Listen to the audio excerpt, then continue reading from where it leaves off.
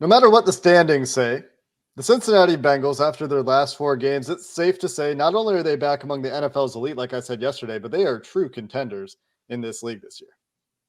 You are Locked On Bengals, your daily Cincinnati Bengals podcast, part of the Locked On Podcast Network, your team every day.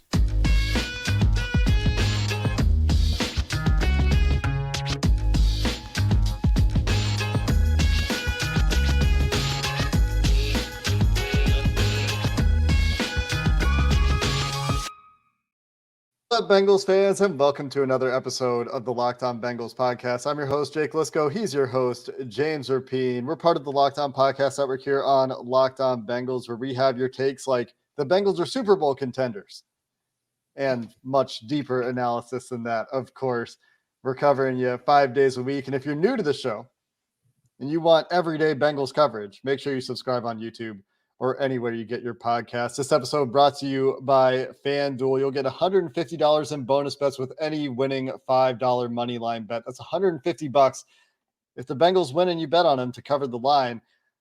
Check it out at FanDuel.com/lockedon to get started. And James, we're going to start today with a conversation about why, despite what the standings might say, the Bengals the last wild card team in the AFC at 5-3. The Bengals last because of tiebreakers in the AFC North. They've shown enough in the last 4 weeks, and we alluded to this yesterday, to be considered real contenders again, which is where we thought they'd be coming into this season. Sure, because a lot of these teams ahead of them have zero chance to win the Super Bowl, right? And that's the reality. I think that when you look at most of these teams, and in general, it's not just AFC, NFC, you could go as well. Like, you look at the standings, are you buying? And the Jets, for example, who are on the outside looking in and haven't played on Monday night yet, you think they have a chance to win the Super Bowl? Like, no, they don't. Like, they're fine, even though Mike Petraglia might buy him. There are other teams. I don't think the Steelers have a shot to win the Super Bowl. You don't think right? Aaron Rodgers is coming back in December to lift the Jets up? He may come back. He's not going to lift them up. Like, it's more likely that he comes back and stinks than he comes back and is great. I don't think he comes back, though. That's insane. But maybe he does. I don't want to rule it out. Idea. Yeah. It is crazy. But, like, to me, it's Chiefs, Ravens, and then it's the Bengals. I like the Bengals better than the Dolphins, than the Steelers, than the Jags, than the Browns. And I get it. They have the same record as Cleveland. Cleveland beat them head-to-head. The difference right now between the Ravens and the Bengals, to me, is that head-to-head matchup to a degree. That doesn't mean the Bengals won't finish ahead of the Ravens. It doesn't mean that they won't win the AFC North for a third consecutive year. I think all of those things are achievable.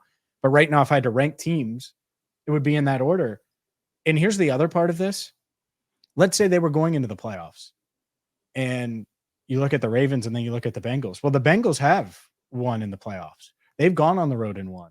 They've been able to make it to back-to-back AFC championship games. So I think a lot of people would take them even over the Ravens, despite the Ravens playing well, even though I give the edge to the Ravens right now from a power ranking standpoint, or however you want to look at it. And so I think the Bengals are right there. And the reason they're right there is because everything lines up. Joe Burrow, elite quarterback, eye test, numbers, 631 yards over the past couple of weeks, 77% completion percentage, 5 touchdowns. He's moving the ball. He said it on NBC after the game. He can run. He can run now. That's the big difference. And he's moving in the pocket. And this offensive line has taken a step. We've talked about the defense. Like, there's a lot of reasons to like the Bengals. And so, yes, 7th in the AFC. They are not the 7th best team in the AFC right now. They are not the 4th best team in the division either. But that's what the record says they are, so that's what they are. But that doesn't – if the playoffs started right now, I wouldn't rule them out as Super Bowl contenders just because they're the 7th seed, to your point. That's the problem with the power rankings that are essentially glorified standings, like slightly adjusted standings for recency bias. You take a look at the last 4 weeks, this winning streak for the Bengals, when they've started to look more like themselves, when Joe Burrow started to be himself more on offense. 3rd in the NFL in offensive success rate, behind just San Francisco and Buffalo. 51% success rate. These are plays that add positive expected points for an offense in drop back success rate. They're first in the NFL in that time frame by a pretty good margin, ahead of San Francisco, ahead of Kansas City, ahead of Buffalo. So this offense and Joe Burrow, who's back on top of a lot of the advanced quarterback stat metrics in the last 4 weeks as well, with his increased health, with his ability to make plays off script, with his ability to extend plays and find T. Higgins outside of structure a couple of times to make those little micro movements in the pocket to buy time to complete passes that he couldn't do earlier in the year. And his accuracy obviously improved with his mechanics being restored. That's the Bengals we expected on offense this year. And that's the Bengals that offensively can play with anybody in the league. Yeah, I think Baltimore's really good. I think Kansas City is really good. And honestly, like the trend with Kansas City is that they will figure it out on offense. Maybe they don't have enough pieces this year outside of Travis Kelce to actually ever really figure it out on offense, but the defense certainly looks legit for Kansas City, one of the better defenses in the NFL this year. And so I do think that those are the other teams in the AFC right now, if you had to pick a couple. And there are a bunch of other teams that, if you look at standings, you look at results so far, it looks like they might be better than the Bengals. But when you isolate to when Joe Burrow's been feeling better, when they've been able to open up the playbook a little bit more in the last couple of weeks, when they've played some of these really good teams in the last couple of weeks, despite the flaws and injuries that San Francisco and Buffalo might be dealing with, it's really easy to believe in the Bengals here going forward to sustain the success, even with the tough part of the schedule, because like you said, we've seen them do it. We've seen them have playoff success. We've seen them beat good teams down the stretch. We've seen them be clutch. There are still some concerns about this team, and we'll talk about some of those. I think that the defense needs to be more consistent. They're very opportunistic right now. We talked about that yesterday. They're making the clutch play. If you add the clutch play with more consistent play on defense, then you have a really, really good defense in a complete defense. And so there's some work to do over there with the explosive plays and some of the tackling issues that come up from time to time. But all the pieces are there around this team. And we'll talk about some of the coaching decisions a little bit later in this episode as well, that have some room for improvement. But all the pieces are there for them to make that run again, like we've seen them do the last couple of years. And you noted this on our last show, or at least tweeted it. They're ahead of where they were last year. And the fact that they're 5-3 and not 4-4, that's nice. That's a jump. And I think there is a blessing. Yeah. Like a lot of people look at the schedule and say, man, it's so tough.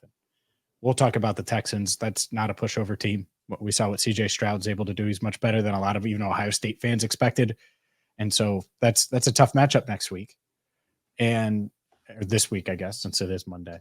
But to me, there's a blessing in that, and no breaks, because you have to stay locked in. And if you're not dialed in and locked in and focused on the Texans, and you worry about the Ravens 4 days later, then guess what? The Texans might take it to you. And I think that's good in a way. And hopefully the Bengals can rest their soreness, so to speak, get healthy, handle business against the Texans, because then if they are able to get it done, that Ravens game is going to be one of the biggest. It's going to be the biggest Thursday night game of the year, I think. I mean, it's huge. Best division, two best teams in the division, and a huge potential tiebreaker that the Bengals could at least get closer to even on with the Ravens if they could win. Yeah. It's a game that if you can win, obviously it's pretty massive. And you can't get ahead of yourself and start thinking about that game. No, that's what I just did it. They can't do it. We can do it. A little bit. But the Texans, like you said, and we'll talk about that game a lot this week. I mean, that looks like a real football team. They're not the Cardinals. They're not the Panthers. Dang. That's a real football team with some real weapons on offense. And they're certainly flawed. The Bengals should be favored. They're favored by like 7 points as of the time of recording, which seems like a lot of points, but they're at home. They're really good at home. So a couple big games. I mean, it's going to be big games the rest of the way. You said something in the recent history on this podcast to the effect of you can't call every game a must win, but they certainly all feel very important. And that's what happens, I guess, when you start 1-3. Coming up next, alluded to this in yesterday's show as well. The tight ends break out in a big way for the Bengals against the Buffalo Bills on primetime football. Let's revisit that trade deadline conversation a little bit, as they might have the answers there. We'll go there next. This episode of Locked On Bengals is sponsored by PrizePicks, the largest daily fantasy sports platform in North America, the easiest and most exciting way to play daily fantasy sports. Just you against the numbers instead of thousands of other players, instead of pros and sharks. It's just you picking more or less on 2 to 6 player stat projections.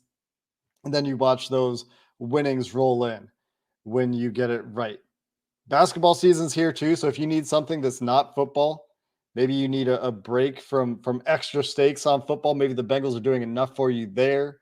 You can check out projections across both sports if you want to combine it as well. You could go LeBron James, Moore, and Travis Kelce on a combination of 3-pointers plus receptions at 10.5. Something like that. Maybe it's Jamar Chase and Giannis. You can tell how much I follow the NBA Giannis here. Antetokounmpo. Daily fantasy sports made easy with PrizePicks. You'll get a first deposit match right now up to $100 at prizepicks.com/LockedOnNFL. Again, that's promo code LockedOnNFL for a first deposit match up to $100. PrizePicks, daily fantasy sports made easy. Today's show is also brought to you by Streetside Brewery. Streetside is a must. If you're coming into town for Sunday's game against Houston, well, get to Streetside. Try any of their 24 taps, full pints to 4 ounces, so you can test a bunch of different beers, and they have a great variety from their New England IPAs, fruited sours, lagers, so much more. Streetside has something for you, and they have a tailgate before every home game. So Sunday, if you're coming in, you're excited to watch Joe Burrow versus CJ Stroud, well, of course, go to Paycor Stadium. But before you do that, stop at Streetside. They're located at 4003 Eastern Avenue in the Columbia Tusculum neighborhood near Lunken Airport. It's a quick drive downtown, so stop there, enjoy it. Also, if you're in Cincinnati locally, they have happy hour Monday through Friday, 4 to 6. Check them out today. It's not the east side. It's not the west side. The best side is Streetside. Talked a lot about tight ends at the trade deadline, James. Talked a little bit about this last night. But after that Sunday night football game, a day later, here we are on Monday. The Bengals didn't make a move at tight end. Didn't really expect them to. But we talked about it as a possibility, a clear need. Tanner Hudson comes up. I wanted them to. So, yeah. And I would have welcomed it. Absolutely. Could have made this a better football team. But does that change at all after you get some significant contributions from at least 3 out of the 4? We'll see. Mitch Wilcox, I haven't checked the tape on him or anything, but 3 of the 4 making very obvious impacts in this football game. Yeah, I think that in 24 hours removed, I think all 4 tight ends are just going to be active moving forward. I know there's been some talk about Mitch Wilcox on social media. I think they value that he can do a little bit of everything, including special teams, and be valuable there. Tanner Hudson doesn't give you as much on special teams, but to me, he's the most natural pass catcher of the group. Irv Smith Jr. has flashed. If you just erase that fumble, and I know you can't do it, it's been a pretty decent 2 weeks for him. And I think he was okay in San Francisco. Again, if you erase the fumble, which you can't do, and I know that's not fair to do, but he was better this week. And obviously Drew Sample, he's going to always be active because he's a primary blocking tight end. But Shody has a little juice as well. It's a really nice catch and run, make a miss, and find a way to score. So I think it's going to be a quartet, but on offense specifically, you're going to see the trio. And they'll rotate some. Drew Sample played the most snaps of the tight ends on Sunday night. I think that'll change. I think it'll be Hudson and Smith at times, especially, who knows, if they get down or they have to pass it a ton. I also think that we could still see, and this would be the argument for only going 3 tight ends active. We still could see that 10 personnel look, which we didn't really see a ton. I don't recall against the Bills. We saw it some against the 49ers, where they just don't have a tight end on the field, especially in the red zone. You give that spot to Andre Yosavash. You give that to Charlie Jones this week after he's activated, and we'll see if he is. I expect him to be, but that could certainly happen. Trenton Irwin would obviously fall into that as well. So we'll see. But I think, one, I would still go back and always add talent. I'm never going to say don't do that when you're a contending team. But do they have enough at tight end? I think they do. And in their defense, I thought that coming into the season, or in our defense, however you want to see it, and they just didn't get any production out of the tight end spot for the first 7 games. And so that can change. That could come back to the law of averages, where they have a couple good games and then some decent games, and it's enough to balance it out after a really underwhelming start to the season. So I will allow that possibility to happen, especially because, one, it sounds like Smith responded well to Tanner Hudson signing with the team, and obviously he had his first touchdown. And then Hudson is just, I think he's good as a pass catcher. I think he's a solid pass catcher, and that's really all you need. You don't need to be special. You just need to be a solid tight end that can make plays when Joe Burrow calls on you. Just needs to be solid. The run pass split for Tanner Hudson is staggering. They have a very clear role in mind for him, especially with these other tight ends up. He has 65 snaps as a receiver this year. He has 10 snaps as a run blocker. That's over 3 games. And he certainly played a lot less against the Bills than he did in previous games this year. But he's playing early, which I thought was interesting. You mentioned 10 personnel a little bit, and I was checking on that since you mentioned it. I think they did still do some of it. I noticed it a little bit in the game. And just looking at the snap counts, the total amount of snaps for tight ends don't quite add up to all the passing plays they ran. So I think that there were at least a few plays where the Bengals went 10 personnel, but also they had Jamar Chase and T. Higgins off the field at times in that game. Jamar Chase only missed 1 passing play in the entire game, which is wild because he was battling that back. Yeah. And he still just stayed out there. Tough dude. He did play through it. But when you have those 3 guys, you have very clear roles, I think, for all of them at this point. You got Drew Sample and Irv Smith that you can kind of have on the field for a lot of things, but the way they're using Irv Smith and the way they're using Tanner Hudson, at least against the Bills, is very, very pass heavy. Irv Smith, 23 passing snaps, 2 run blocking snaps, very similar, 13 and 3 for Hudson. Drew Sample's out there to block primarily, to be a check down option. They did run a screen for him. We talked about that play a little bit last night. That's a tendency breaker for sure. With Drew Sample out there, you're trying to catch a team off guard a little bit, but some very clear roles for those guys. Would you like a little bit more? Sure. But if they can use these guys in these roles the way that they use them against the Bills, and probably to a lesser extent going forward, right? You probably expect the production to skew a little bit heavier to the wide receivers and the tight ends in most games.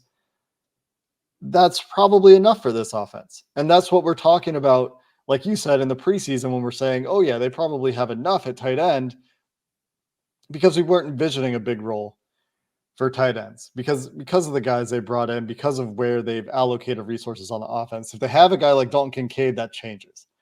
Mm-hmm. They didn't get a guy like Dalton Kincaid or Sam Laporta or whoever you wanted in this draft. And so he was probably pretty good. I know he fumbled. He was Kincaid. Pretty good. Yeah, he's good. Sunday. We're probably going to be talking about tight end again in the offseason after this year. 1,000%. Not probably, actually, 100%, because there's like no tight ends on the roster after this year. So it's going to be another talking point. Literally, there's none, right? Yeah. Maybe Hudson? No, probably not. You would have to look. I don't think they're all, unless Wilcox got 2 years. I don't think he did. No, I don't think he did. Heck no. Oh. So, wow, definitely going to be a talking point again. But it seems like you can survive with this group the way things are going now, with the roles they've kind of carved out for each of them. No doubt. I think it fits all of these guys together can make one solid unit. And I'm much more hopeful today that can come together than I was, say, a week or two ago. And part of that has to do with finally giving Tanner Hudson more opportunities, which probably should have started at the beginning of the season. But they do deserve credit for that happening, and we'll see if it can continue. But let's get into some of the decision-making, Jake, because I know a lot of people are interested in the fourth down calls. You kick the 55-yarder, then you punt on the 60-yarder. You don't go for it on 4th and 2. You go for it on 4th and 5. So let's talk about some of Zach Taylor's decisions coming up next. You say solid at tight ends. I say that's a generous word. Maybe it's passable. Today's episode of Locked On Bengals, sponsored by FanDuel, America's #1 sports book. We have that special offer we talked about. New customers will get $150 in bonus bets with FanDuel right now with any winning $5 money line bet. If you like the Bengals to cover against the Bills, and they did, that's $150 in bonus bets from FanDuel. $150 if you bet the money line and the Bengals win the game. You've been thinking about joining FanDuel. There's no better time to get in on the action. And if you're not a money line bettor, maybe you're interested in other things. Talked about this last week. The Bengals had a 9.5 over-under win total with FanDuel last week. Kind of thinking that would have been a good place to get in. That's up to 10.5 this week. And they've also got player props, over-unders, besides just win totals, and way more. So check it out at FanDuel.com/lockedon. Kick off your NFL season if you haven't yet with FanDuel, the official partner of the NFL. Today's show is also brought to you by Pierce Dental Group. Pierce Dental Group has 2 locations, one in downtown Cincinnati, the other in northern Kentucky. So if you're listening to this episode and you live in the area, you got to get to Pierce. They're creating confident smiles, and whether it's cosmetics, dental implants, Invisalign, or just routine care, they've been taking care of customers in the Cincinnati area since 1942, and they want to take care of you. They're the highest rated dentist in the area with over 1,300 5-star reviews on Google, and they're an official member of the Professional Football Dental Association. Go where the pros go. From Joe Burrow to T. Higgins and many others, Chidobe Awuzie, Pierce Dental Group is going to be perfect for you. You can visit them online at piercedentalgroup.com. That's PEARCE dentalgroup.com, or search Pierce Dental Group on Instagram or Facebook. Decisions. If it's not play calling, it's fourth down decisions. And I think this has been an area of criticism for Zach Taylor and this coaching staff this year. And I think that some of it is fair. There were certainly some big decisions under the microscope in this game against the Buffalo Bills. And you can talk about, like you said, the 4th and 2 decision to punt, the decision to send Evan McPherson out there for a 55-yard field goal, then punt when it became a 60-yard field goal. I would even highlight the decision to hand the ball to Joe Mixon on 3rd and 3 with the game on the line. That works out, but requires Joe Mixon to make an unblocked guy miss and bounce it outside, make a big play, and credit to Joe Mixon for making the play. Sometimes you just need your players to make plays for you. But if they don't get that run, are we talking about taking the ball out of Joe Burrow's hands in a place where last year Zach Taylor became much more confident letting Joe Burrow make that play? Mm-hmm. So you can talk about a number of decisions in this game as an area where even Zach Taylor after the game said, we're probably going to have to look at some of these again. And he was talking about one in particular in his post-game press conference. Be curious to know what that conversation went like for Taylor and the Bengals, but continues to be an area under the microscope for this team. Yeah, and I think they're working their way through it. Look, it changed, and they weren't their normal selves when Burrow was hurt, and the confidence level just wasn't there. They were extremely conservative, like to a crazy amount. And I think it's coming back some. I was surprised at the 4th and 2.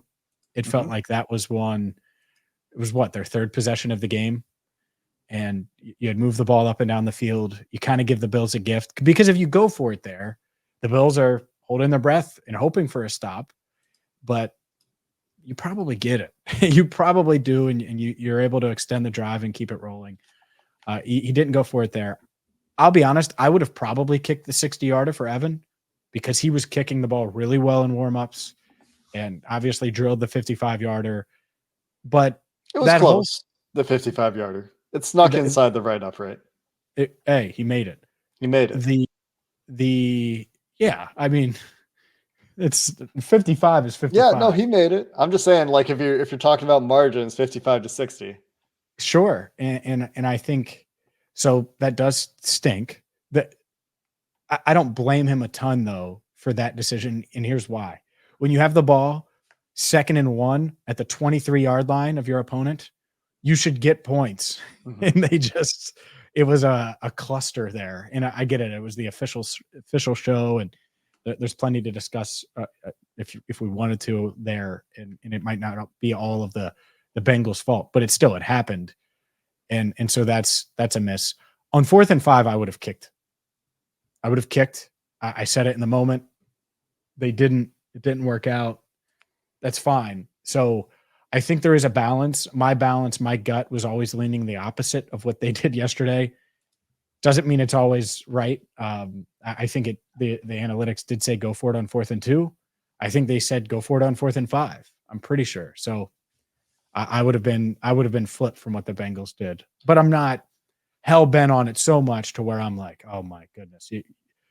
And part of it's because they won, probably. And it at the same time, those decisions, you want them to get them right. And I'm glad that they're evaluating them, because I think that they could probably look back, especially at the 4th and 2, and just be like, look, we should probably go for this. They were 4th and 2 at the plus 48-yard line, I believe.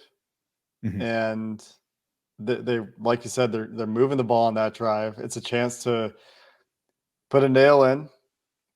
Only one nail. You're not shutting the coffin yet. It's not coffin nails, but you're talking 21-7 pretty early in the second quarter.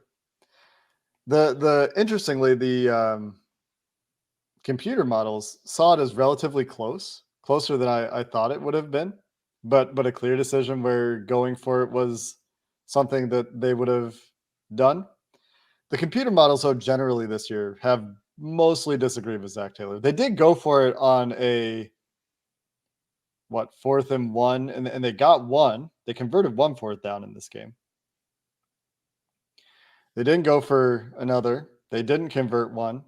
And the one that they did go for, to your point, James, is a much closer go, no-go decision. Sure. They're in plus territory, but it's 5 yards, which is a lot different than 1, 2, or 3 yards. Way different. And you end up checking it down and you get, I think, 3 yards on the play.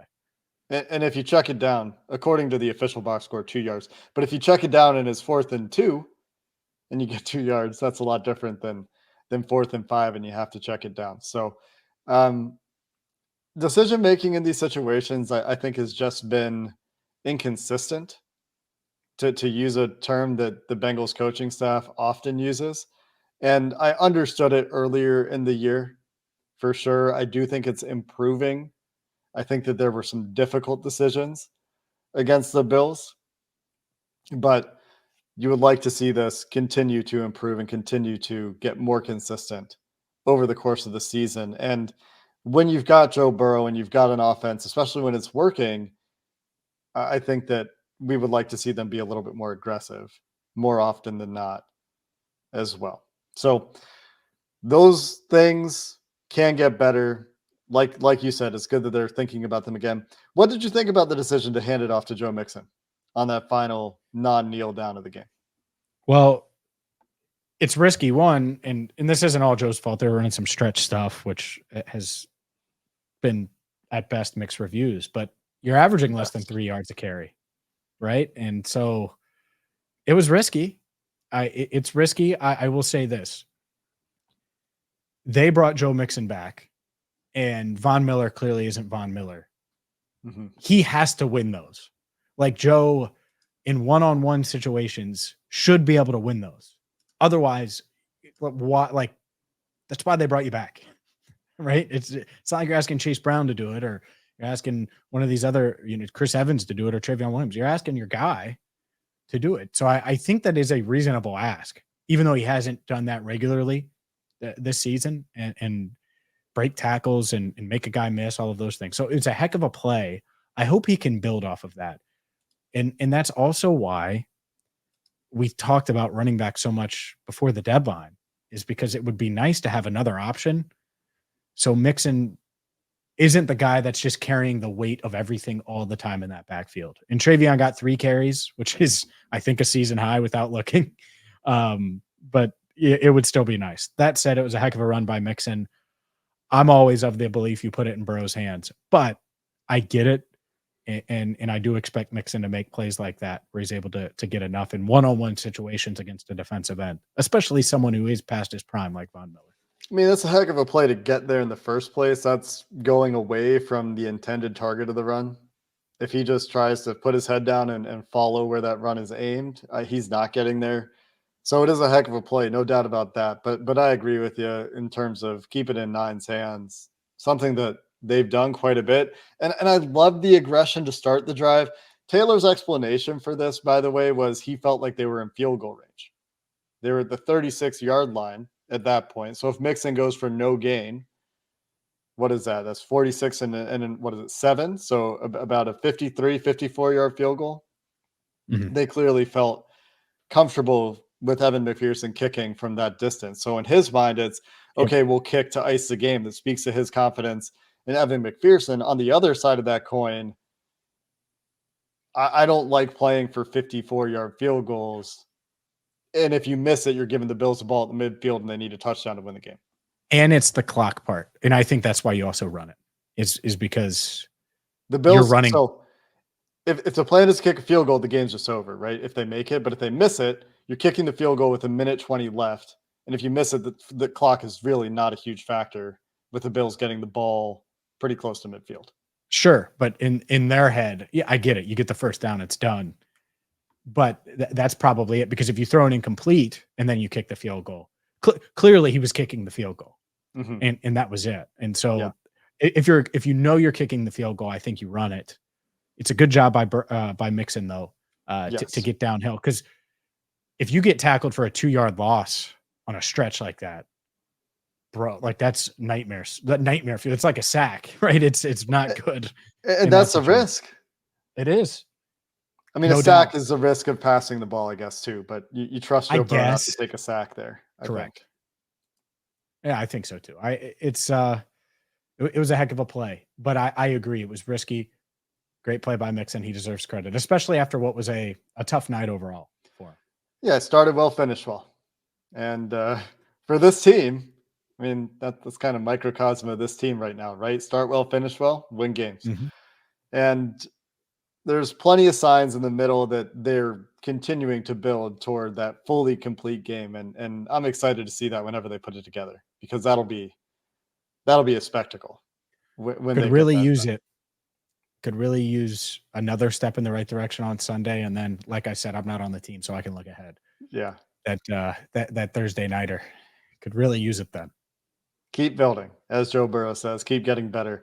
That's going to do it for this episode of the Locked On Bengals podcast. Hoping to have some film to break down for you here in the near future before we shift our attention forward to the incredible performance, really, from CJ Stroud and the Texans.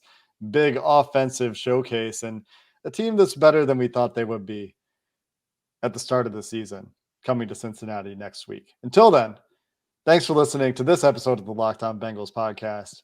Hoo day, and have a good one.